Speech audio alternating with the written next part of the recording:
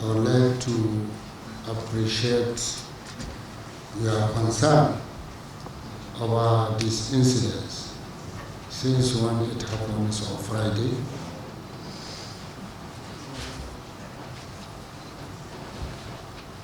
You call me almost every day. Up to today, even today, you call me about 3 to 4 times. It's like this incident has happened to Ekiti State. And my senior brother, I don't know, Kevin, is one of the first people that call me when it happens. Try to ascertain what exactly happened and if needed any support. And my other colleagues who have been calling me from different parts of the country just to commiserate with the government and the people of Zamfara State. And today, Your Excellency, under the aegis of the Nigerian Governors Forum, you lead a team to come to Zamfara. Even before hearing the breaking news of the release of these children, you have already intended to come. That shows the good leadership of your kind for caring with one another. And as you have said, the security situation is not just for one person, it's for all of us. And whatever happens, we must come together and solve the problem together. We know how you are doing up and down to make sure that all states will be safe. You have engaged the security agencies and Mr. President on so many issues pertaining to tackling the issue of insecurity in Nigeria at large. We thank you for this support. Your Excellency, as you are aware, on Tuesday last week, with my brother Kevin, we were in Oyo and Ogun State. Before we left to Ibadan, we have this breaking news of abductions of school children from Kagara. They are still while with the government, which we are all worried, and we bring him back to leisure before taking off to Abuja. We are selling myself Ganduja and other governments while flying for him. Unfortunately, on my returns to the State on Friday, this bad incident has occurred, which the government and the people are working tirelessly to make sure that these children were rescued unharmed. And yesterday, by 4 o'clock, we received all of the 279 school children, which immediately we engaged all the doctors of the state and the counseling unit of the state to go and see these children and do all necessary arrangement for looking after them.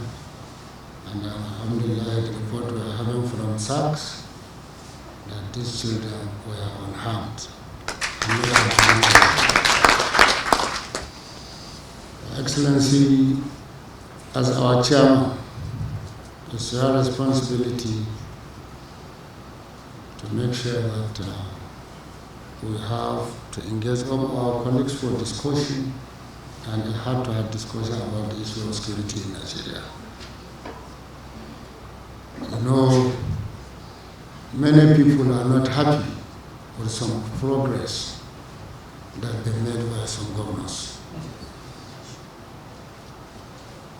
Some doesn't care if Nigeria will disintegrate because they have lost hope, because they have nowhere to belong to. as a chairman and a cognate member of the cycle of governance, we need to discuss this issue of insecurity and to talk to ourselves the plain truth, the naked truth, so that everybody can contribute on the best way to tackle the issue of insecurity of Nigeria. We are at a receiving end as a governors, because no matter what somebody from Zamfara can go to Ikiti, you don't know much that you know. Likewise here in Zamfara State. So we need to talk to ourselves. We need to take drastic actions. And we thank God that the National Economic Council has taken steps. Very fine.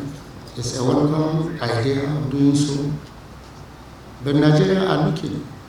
Within limited time, let them make sure that they crush all the criminals in Nigeria. That will give more hope on the National Security Council and give more hope to, it will give more hope to ordinary citizens of Nigeria. Therefore, we are looking forward. This is what we want. If the government has the capacity, we want all bandits, all criminals in this nation should be eliminated with immediate effect. Because we have done everything possible within our powers to resolve and solve some of these issues. The federal government has to come in. The security has to be up to their responsibilities. There must be a cohesion. There must be a working synergy among the securities in order to defeat these our enemies. Without doing so, Mr. Chairman, the result we're expecting to go, we will not get it. Therefore, Zamfara is open to everyone who have any idea, who can help, who can come and flush those criminal elements. The government is welcoming this idea, and we hope the Nigerians will see changes with immediate effect. Not just to sit down and discuss, taking tea and left without actions. All we need to see is actions. Therefore, we are ever ready with any decisions that can make the people of Zamfara to be safe. Therefore, thank you, and thank all governors for calling and showing their sympathy to the government and the people of Zamfara State. As governors, we must continue to work with the federal authority that are primarily responsible for issues of security in the country. We know how committed His Excellency, Mr. President, is about security. This is one of his pledges to Nigerians, so you can imagine how he feels anytime any part of the country has come to any difficulty with banditry, terrorism, any criminality. And for us as governors, that is why we've always insisted that a crime is a crime, and we must bring to book anyone who has been found culpable in dealing with crime in the country. And that in doing this, we do not, as your governors in the 36 states subscribe to any notion that there is a Yoruba crime or a Fulani crime or an Igbo crime. Those who have committed crime will have a duty and indeed a responsibility to ensure that we adhere to the dictates of the law in dealing with the crime, without prejudice to ethnicity, without prejudice to religion, without prejudice to race. However, we must also acknowledge that there are deeper roots to some of the crimes we are experiencing in the country. And in tackling crime, we should not just invoke the law, we must also address the sociological roots of the crime. Inequality, poverty, which has resulted in desperation in many cases, and many of the people who have been caught in the vortex of crime have reasons. It may not be justified, but they have reasons why they get caught in this. And some of our kids also have found themselves as cannon fodder in the hands of people who are hell-bent to destroy our country. So we must not just look at it in the short term, but also we must look at it much more broadly. Of course, it's no use telling anyone who has been a victim of crime or who know a victim of crime to be rational about the causes of crime. One naturally who has been a victim will be emotional. And when it involves young women, we also must be particularly concerned. We are already dealing with challenges of girl-child education in our country. And there's such a huge pressure on our young girls not to go to school. Now, when our governments across the north particularly are doing their best to promote girl-child education, and we run into the kind of challenge that we have had in government girls secondary school in Jangebe, it would be difficult for such parents to not to lose interest because they want to protect their children. Yet, that would not be the solution to this problem. Taking the girls out of school would actually create more problems for us than being the solution to this. So we must still encourage parents, as I'm sure my brother, His Excellency, is doing. I was very thrilled. I listened to Her Excellency, the First Lady, this morning on television, and she was speaking about this particularly. And I was very, very impressed with the way she articulated the need to keep our girls in school. But in keeping our girls in school, we owe our girls and indeed all our children a duty of protection, safety, and security. And we must do everything as governors to continue to protect the spaces where our children go to school. They must be safe spaces in order for them to learn in an environment that is devoid of any threat to life and property. And I want to congratulate my brother on behalf of his colleagues in the Governor's Forum, many of whom would have loved to come, and some still say they will come, even after this delegation might have left, because this is just a microcosm.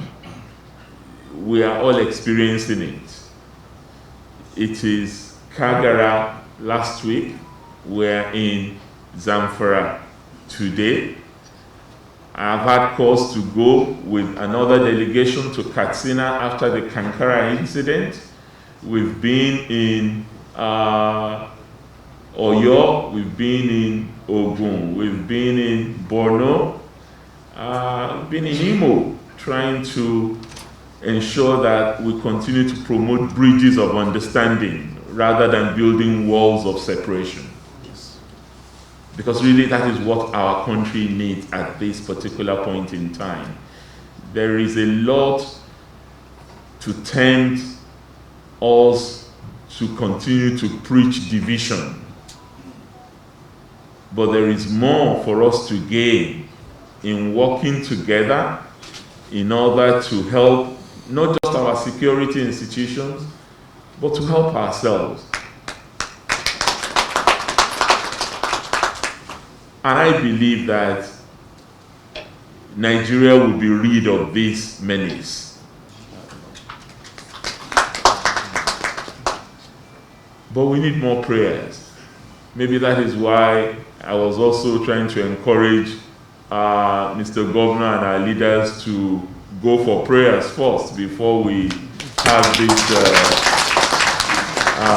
session. Because yes, it is walk and pray, but prayers would assist us in really reshaping the irrationality that has come upon us, where violence is seen as the solution to whatever problems that we have. And violence never solves any problem.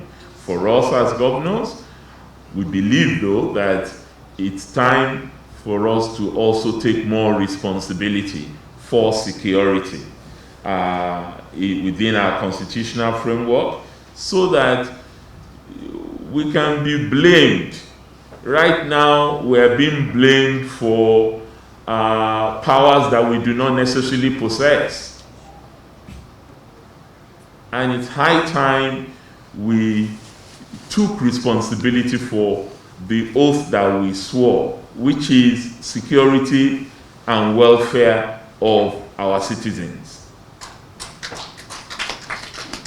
Yes, we're doing all we can. Every governor that I know in this country is expending resources on the police, on the civil defense, on alternative security arrangements. His Excellency just showed us what he's doing with technology when we came and maintaining a safe city arrangement here in Zamfara State, which is already yielding dividends. But even with all of that, national security is the primary responsibility of the federal authority. And we must continue to work with them. I'm aware the federal government already sent a delegation here a couple of days ago to see His Excellency. On our way here, my brother governors and I, we were in regular touch with the Chief of Staff to the President, who was very interested in knowing the condition of the young women. And I'm sure he's also been speaking to Mr. Governor in the course of the day.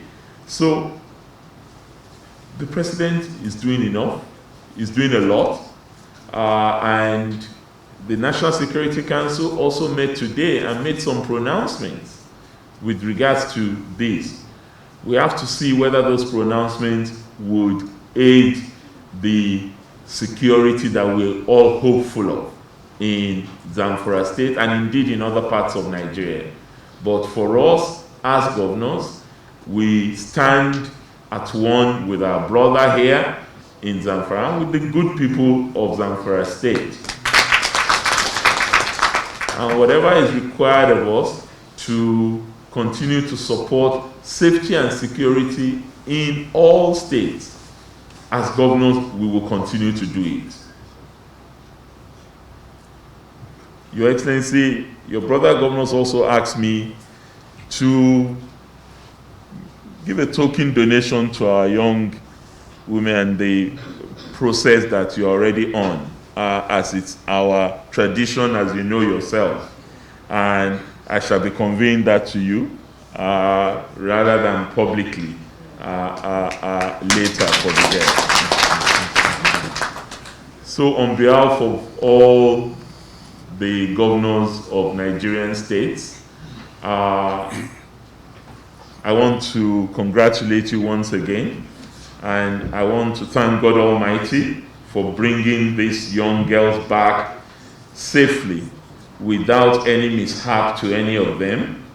And I want to commend all those who worked assiduously with Mr. Governor since this incident occurred on Friday.